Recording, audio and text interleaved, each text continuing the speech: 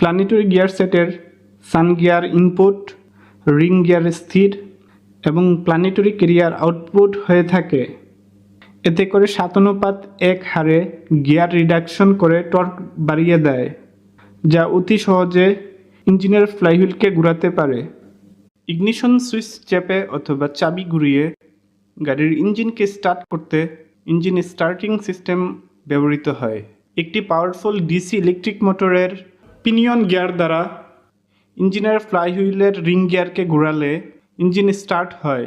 Electric মোটরের সাথে একটি স্টার্টার সলিনয়েড থাকে, যেটি মূলত একটি ইলেকট্রোম্যাগনেট।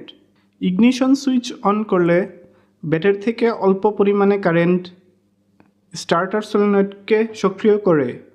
সলিনয়েডে ইলেকট্রোম্যাগনেটিক ফোর্স তৈরি হয়ে সলিনয়েডের ভিতরে থাকা প্লাঞ্জার স্লাইড করে কপার কন্ট্যাক্টর যুক্ত করে দেয়, ফলে অধিক মাত্রায় কারেন্ট প্রবাহিত হয়ে স্টার্টার মোটরকে ঘোরায় এবং ইগনিশন সুইচ অফ করে দিলে সলিনয়েড ডি-এনার্জাইজড হয়ে প্লাঞ্জারকে পূর্বের অবস্থানে ফিরিয়ে নেয়।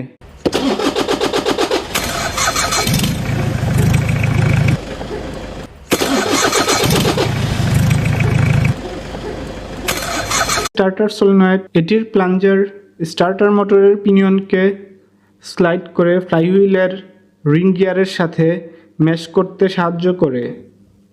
স্টার্টার পিনিয়ন স্লাইড করার সময় এর এক্সিসে কিছুটা ঘুরতে থাকে,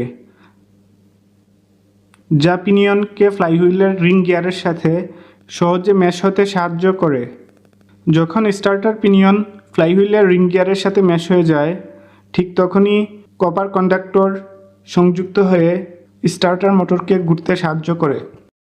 ফ্লাইহুইলের রিং গিয়ারের তুলনায় পিনিয়ন গিয়ার খুবই ছোট হয়ে থাকে, ফলে গিয়ার রিডাকশন হয়ে টর্ক বেড়ে যায়।